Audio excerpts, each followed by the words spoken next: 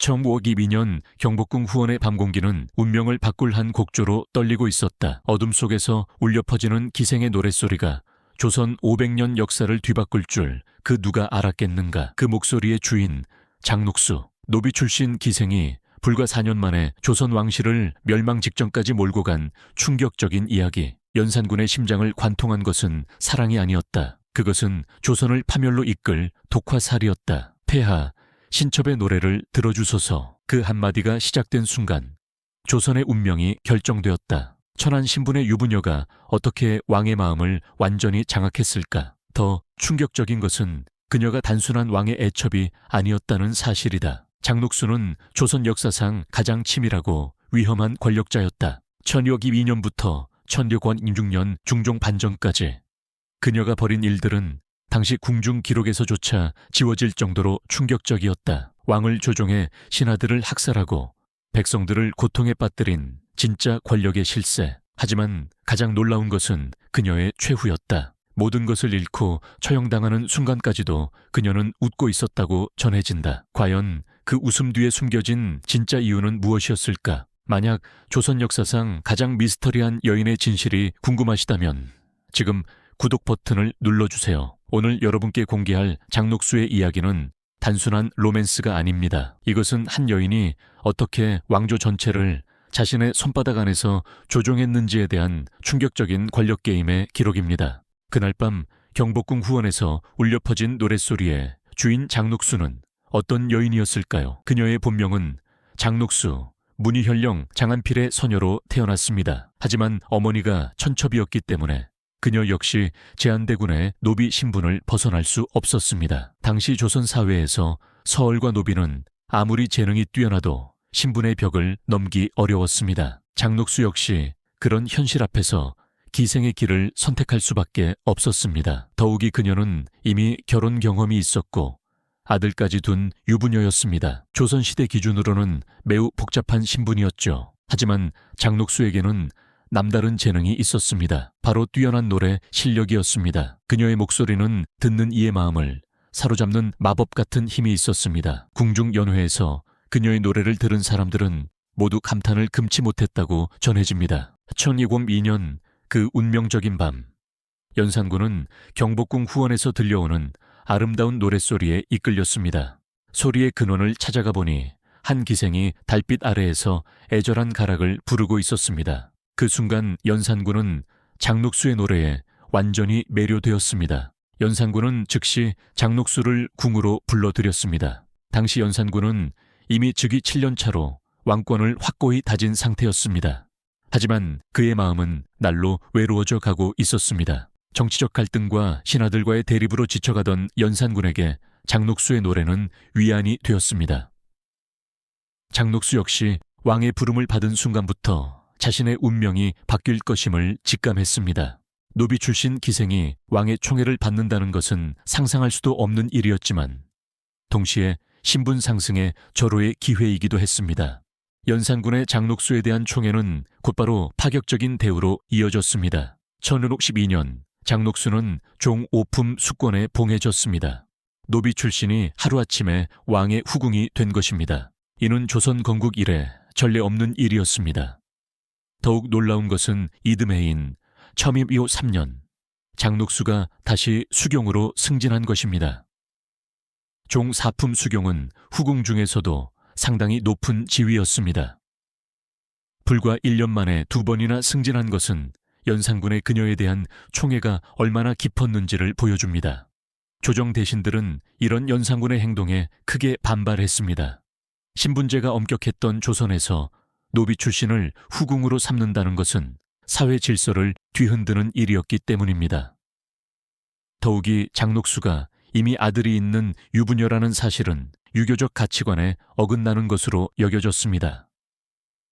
하지만 연산군은 신하들의 반대를 무시했습니다.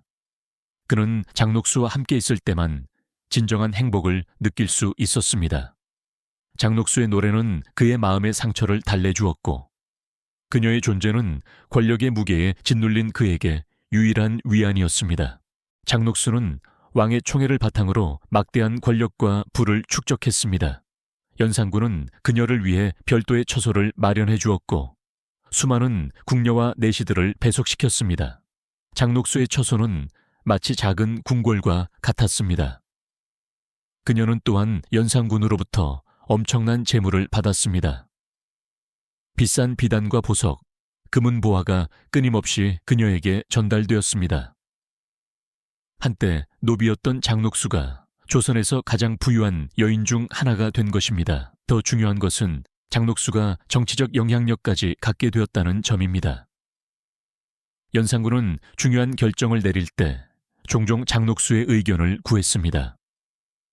그녀의 한마디가 대신들의 운명을 좌우하기도 했습니다. 실질적으로 장녹수는 연산군 다음 가는 권력자가 되었습니다. 장녹수는 이런 권력을 이용해 자신의 가족과 친척들의 신분을 상승시켰습니다. 그녀의 아들도 왕자에 준하는 대우를 받았고 친인척들이 요직에 임명되었습니다. 한때 노비였던 가문이 하루아침에 권문세족이 된 것입니다. 하지만 장녹수의 등장은 연산군에게 예상치 못한 변화를 가져왔습니다. 그녀에 대한 사랑이 깊어질수록 연산군은 점점 더 정치에 소홀해졌습니다. 국정보다는 장녹수와의 시간을 우선시했고 신하들의 간언도 귀찮아했습니다. 더욱 심각한 문제는 연산군이 장녹수를 위해 무리한 요구를 하기 시작한 것입니다. 그녀를 위한 사치스러운 연회가 자주 열렸고 막대한 국고가 소모되었습니다. 백성들의 세금이 왕의 여인을 위한 향락에 쓰인 것입니다. 장녹수 역시 권력의 맛을 알게 되면서 점점 더 욕심을 부리기 시작했습니다. 그녀는 자신을 비판하는 대신들을 제거하려 했고 연산군을 부추겨 반대 세력을 탄압하게 만들었습니다. 이는 연산군의 폭정이 본격화되는 계기가 되었습니다.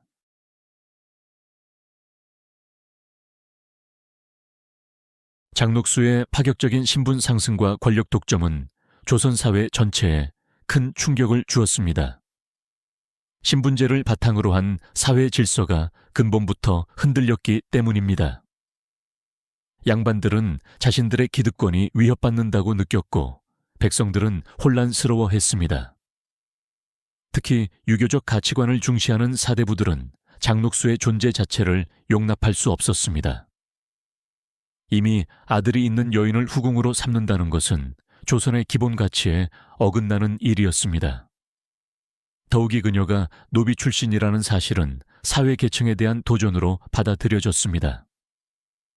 대신들은 연산군에게 장녹수를 멀리하라고 간언했지만 연산군은 오히려 화를 내며 그들을 질책했습니다. 이로 인해 임금과 신하 사이의 관계가 악화되었고 조정의 기능이 마비되기 시작했습니다. 백성들 역시 왕의 기생과 사랑에 빠져 국정을 소홀히 한다는 소문에 실망했습니다. 조선의 왕은 백성의 아버지와 같은 존재여야 한다는 유교적 이상과 현실 사이에 괴리가 커졌습니다.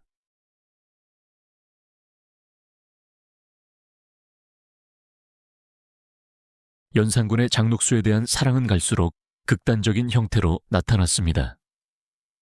그는 그녀를 위해 화려한 궁궐을 새로 지었고 값비싼 의상과 장신구를 끊임없이 선물했습니다. 심지어 장녹수가 원하는 음식을 위해 전국에서 진귀한 재료들을 구해오기도 했습니다. 가장 문제가 된 것은 연산군이 장녹수를 위해 벌인 대규모 연회들이었습니다.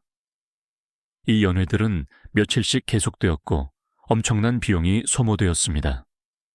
궁중 음악가들과 무용수들이 동원되었고 사내 진미가 차려졌습니다. 이런 사치는 국가 재정에 큰 부담을 주었습니다.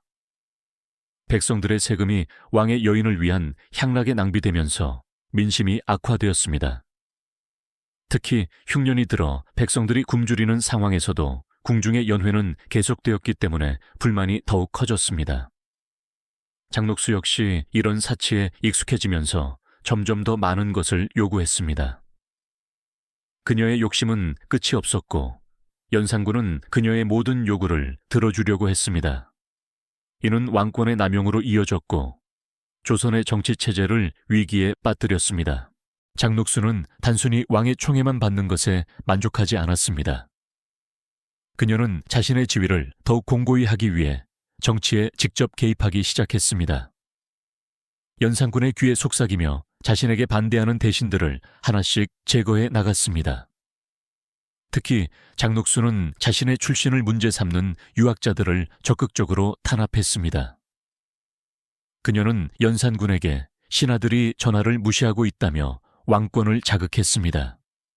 이는 연산군의 의심을 부추겨 무오사화와 갑자사화 같은 대규모 숙청으로 이어졌습니다. 504년 갑자사화에서는 장녹수를 비판했던 수많은 선비들이 목숨을 잃었습니다. 연산군은 장녹수를 모독했다는 이유로 이극돈, 성준 등 저명한 학자들을 처형했습니다. 심지어 이미 죽은 김종직의 시신까지 부관 참시하는 극단적 조치를 취했습니다. 장녹수의 영향력은 인사관리에까지 미쳤습니다. 그녀의 추천을 받은 인물들이 요직에 임명되었고 그녀에게 반대하는 사람들은 좌천되거나 유배를 당했습니다. 조선의 관료제가 장녹수의 개인적 취향에 따라 좌우되는 상황이 벌어진 것입니다. 연산군의 장녹수에 대한 사랑은 갈수록 극단적인 형태로 나타났습니다. 천의권 5년부터 시작된 대규모 궁궐 공사는 그 대표적인 예였습니다. 연산군은 장녹수를 위해 경복궁 내에 별도의 호화로운 처소를 짓기 시작했습니다. 이 공사를 위해 전국에서 목재와 석재가 징발되었습니다. 심지어 민가의 기와까지 뜯어다가 사용했습니다. 공사에 동원된 인부들의 수는 수만 명에 달했고 이들에게 지급할 임금과 식료품 때문에 국고가 바닥났습니다. 장녹수의 처소에는 중국에서 들여온 비단과 보석으로 장식되었습니다. 침실의 병풍은 순금으로 만들어졌고 마루는 희귀한 자단목으로 깔았습니다. 정원에는 전국에서 가져온 기이한 나무와 꽃들이 심어졌습니다. 더욱 문제가 된 것은 연산군이 장녹수를 위해 벌인 대규모 연회들이었습니다. 연회는 때로 일주일씩 계속되었고 전국의 기생들이 동원되었습니다. 산의 진미가 차려진 상에서 술과 음악이 밤새도록 이어졌습니다. 이런 연회에는 막대한 비용이 들었습니다. 한 번의 연회에 소모되는 비용이 지방 한도의 1년 세입과 맞먹을 정도였습니다. 백성들이 굶주리는 상황에서도 궁중의 향락은 멈추지 않았습니다. 장녹수와 연산군의 사체는 백성들에게 엄청난 고통을 안겨주었습니다. 궁궐 공사와 연회 비용을 마련하기 위해 세금이 대폭 인상되었습니다. 백성들은 기존의 몇 배에 달하는 세금을 내야 했습니다. 더욱 심각한 것은 각종 징발이었습니다. 궁궐 공사용 자재, 연회용 식료품, 장녹수의 의상용 비단 등을 위해 끊임없이 물자가 징발되었습니다. 농민들은 농사지을 겨를도 없이 부역에 동원되었습니다. 특히 서울 근교의 백성들은 극심한 고통을 받았습니다. 궁궐에서 필요한 물건들을 수시로 공급해야 했고 연회 때마다 인력을 제공해야 했습니다. 많은 가정이 파산했고 고향을 떠나는 사람들이 늘어났습니다. 이조음 5년에는 심각한 흉년이 들었습니다. 전국적으로 흉작이 이어지면서 백성들이 굶주렸습니다. 하지만 연산군은 장녹수를 위한 연회를 중단하지 않았습니다. 오히려 흉년을 이유로 더 많은 세금을 거두었습니다. 이런 상황에서 백성들의 원망은 하늘을 찔렀습니다. 시장과 주막에서는 연산군과 장녹수를 비판하는 말들이 공공연히 오갔습니다. 기생 하나 때문에 나라가 망한다는 말이 널리 퍼졌습니다. 조정 대신들의 반발도 날로 거세졌습니다. 처음에는 우회적으로 간언하던 신하들이 점점 더 직접적으로 연산군을 비판하기 시작했습니다. 특히 장녹수의 지위를 문제 삼는 상소가 연일 올라왔습니다. 1505년 대사원 어세겸은 용기 있게 상소를 올렸습니다. 기생 출신을 수경으로 삼는 것은 조정의 법도에 어긋난다며 장녹수를 궁에서 내보낼 것을 요구했습니다. 하지만 연산군은 오히려 어세겸을 유배 보냈습니다. 이런 일이 반복되면서 신하들 사이에서는 연산군에 대한 실망이 커졌습니다. 현명하고 학識있는 신하들일수록 조정을 떠나거나 은퇴를 택했습니다. 대신 장녹수에게 아부하는 간신들이 요직을 차지하게 되었습니다. 특히 성희안, 박원종, 유순종 같은 중신들은 은밀하게 모임을 갖기 시작했습니다. 그들은 연산군의 폭정이 계속될 경우 나라가 위험해질 것이라고 판단했습니다. 점차 연산군을 폐위시키고 새로운 왕을 옹립하자는 의견이 대두되었습니다. 하지만 이들도 섣불리 행동할 수는 없었습니다. 연산군의 의심이 깊어지면서 신하들에 대한 감시가 강화되었기 때문입니다. 조금이라도 의심스러운 행동을 하면 즉시 처형당할 수 있는 상황이었습니다. 1506년 들어 장녹수 주변에도 불길한 조짐들이 나타나기 시작했습니다. 연산군의 건강이 악화되면서 그녀에 대한 관심도 예전만 못했습니다. 연일 계속되는 연회와 방탕한 생활로 연산군의 몸은 망가져가고 있었습니다. 더욱 심각한 것은 민심의 악화였습니다. 백성들의 장녹수에 대한 원망은 이미 극에 달해 있었습니다. 심지어 궁궐 내부에서도 그녀를 곱지 않게 보는 시선이 늘어났습니다.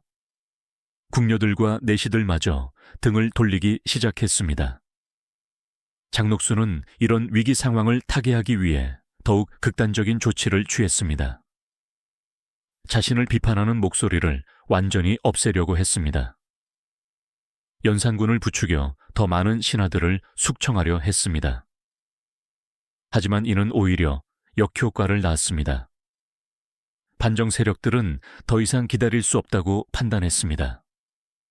연산군과 장녹수를 그대로 둔다면 조선 자체가 멸망할 수도 있다고 보았습니다. 마침내 1506년 9월 성희안과 박원종을 중심으로 한 반정 세력들이 거사를 결행했습니다. 중종 반정이 시작된 것입니다. 하룻밤 사이에 연산군은 폐위되었고 장녹수도 함께 몰락의 길을 걸었습니다. 노비 출신 기생에서 시작해 조선 최고 권력자가 된 장녹수의 신데렐라 스토리는 이렇게 비극적으로 끝났습니다. 단 4년이라는 짧은 시간 동안 그녀는 상상할 수 없는 부와 권력을 누렸지만 그 대가는 너무 컸습니다. 장녹수의 이야기는 개인의 재능과 노력으로도 신분의 벽을 뛰어넘을 수 있다는 희망을 보여줍니다. 동시에 권력이 사람을 어떻게 변화시키고 무절제한 욕망이 어떤 결과를 가져오는지도 경고합니다. 한 여인의 아름다운 노랫소리에서 시작된 사랑이 결국 왕조를 뒤흔드는 대사건으로 발전한 것은 역사의 아이러니입니다. 장녹수와 연산군의 이야기는 사랑과 권력, 욕망과 몰락이 얽힌 조선 역사상 가장 극적인 드라마 중 하나로 기억될 것입니다. 1506년 9월 2일 새벽, 마침내 운명의 시간이 찾아왔습니다. 성희안과 박원종이 이끄는 반정군이 창덕궁을 포위했습니다. 연산군은 꿈에서 깨어나 상황을 파악했지만 이미 때는 늦었습니다. 모든 궁궐 출입구가 봉쇄된 상태였습니다. 장녹수는 연산군 곁에서 마지막 순간까지 함께했습니다. 그녀는 자신이 이 모든 사태의 원인 중 하나라는 것을 알고 있었습니다. 하지만 후회하기에는 이미 너무 늦었습니다. 내년간 누렸던 모든 권력과 부가 하룻밤 사이에 물거품이 되어버렸습니다. 반정군은 연산군을 강화도로 유배 보냈고 장녹수와 그녀를 따르던 궁녀들도 모두 처형되었습니다. 한때 조선 최고 권력자였던 장녹수의 마지막은 처참했습니다. 그녀가 그토록 사랑했던 화려한 옷과 보석들도 모두 몰수되었습니다. 강화돼 유배된 연산군은 장녹수를 그리워하며 나를 보냈습니다. 권력을 잃은 것보다 사랑하는 여인을 잃은 슬픔이 더 컸습니다. 그는 종종 장녹수가 불러주던 노래를 혼자 흥얼거리며 그녀를 추억했습니다. 연산군은 유배지에서 만약 장녹수와 만나지 않았다면 어땠을까라는 생각을 자주 했습니다. 하지만 동시에 그녀 없는 삶은 의미가 없었을 것이라고도 생각했습니다. 사랑과 권력, 두 마리 토끼를 모두 잡으려다 모든 것을 잃어버린 것입니다. 1506년 11월, 연산군은 강화돼서 31세의 젊은 나이로 세상을 떠났습니다. 그의 마지막 말은 녹수야였다고 전해집니다. 죽는 순간까지 장녹수를 그리워했던 것입니다. 장녹수에 대한 후세의 평가는 엇갈립니다. 어떤 이들은 그녀를 조선을 망친 요녀로 보았고, 다른 이들은 신분 차별에 맞선 용감한 여성으로 평가했습니다. 하지만 분명한 것은 그녀가 조선 역사에 큰 영향을 미쳤다는 사실입니다. 장녹수의 이야기는 재능과 노력만으로도 신분의 벽을 뛰어넘을 수 있다는 희망을 보여줍니다. 노비 출신에서 시작해 왕의 여인이 된 것은 당시로서는 기적 같은 일이었습니다. 그녀의 뛰어난 노래 실력과 지혜가 없었다면 불가능했을 것입니다.